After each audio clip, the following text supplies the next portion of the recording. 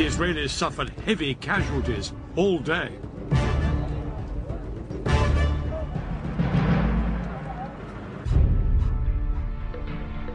By the end of the day, Israel was facing catastrophe. Israelis had believed that once their army was in place, they would be victorious. Now they had to face the shocking truth that this hadn't happened. Prime Minister Meir sent an urgent request to the Americans, begging them to resupply the country.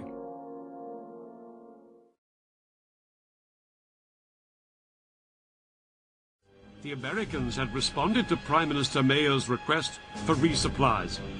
For days, American planes arrived in Israel with huge numbers of tanks, shells, and new planes. Israel was in a much stronger position.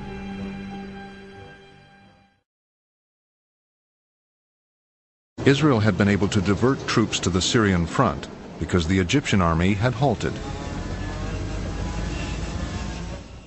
Syria's President Assad demanded to know why the Egyptians were not advancing through the Sinai as agreed. The president kept phoning Sadat and insisting, "This is not what we agreed." Sadat never gave him a straight answer. Syria appealed over Sadat's head to the Soviet Union, still Egypt's patron. The Soviet Prime Minister came to Cairo to sort things out. Prime Minister Kosygin kept asking Sadat why his forces had stopped without taking the Sinai. He was infuriated by Sadat's answers.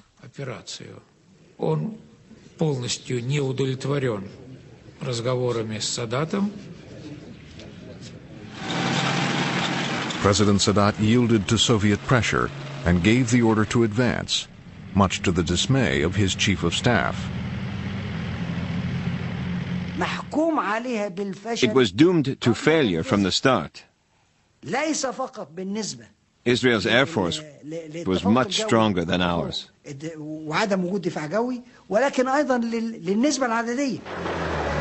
Now the war began to swing Israel's way.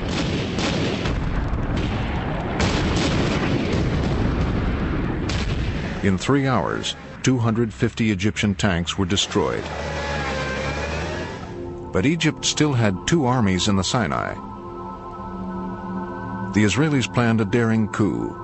They set out to cut through the gap in the Egyptian lines, create a bridgehead over the canal, and sweep around to isolate the Egyptian Third Army. The architect of the plan was General Ariel Sharon. We slipped through the Egyptian lines without major problems.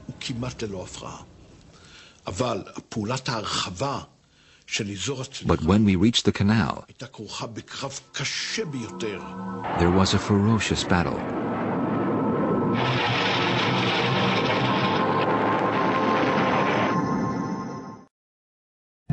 It was a terrible night. I think that night we lost, from my division, about 300 killed and around 1,000 wounded. And all of us, from soldiers to the divisional commander, we all were fighting there. It was maybe the most terrible night I've ever seen. Eventually, at 1 in the morning, the paratroopers crossed to the other side in dinghies. The next day, Israeli forces raced across the canal to secure their bridgehead. I was at the canal. I could see the tanks crossing and the trees on the other side. The Israelis crossed the canal, and about 24 hours later, we got a message from Brezhnev inviting me to come to Moscow. We thought Kissinger's visit to Moscow would be useful. He could help us stop the conflict.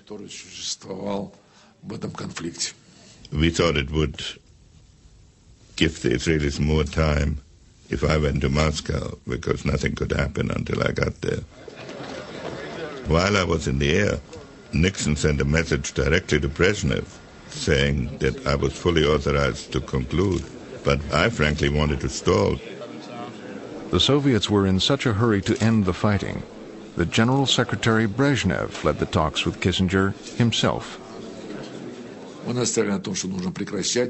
He insisted that the advance be stopped. In return, Kissinger wanted the Arabs to recognize Israel's right to exist. What we said was that there should be direct negotiations at some point between the Arabs and Israel. I told Brezhnev I would carefully communicate everything he said to Washington, but that there had to be some time interval so that I could get the president's views. And he said, no, here's a message. And he gave me power of attorney, that, in effect, power of attorney that the president had given me, which did not thrill me. The Secretary of State realized he could stall no longer. While still in Moscow, he agreed to terms for a ceasefire. It was announced on the 22nd of October. The Israelis agreed to the ceasefire as well, but in reality ignored it and pushed on south to secure more land west of the canal.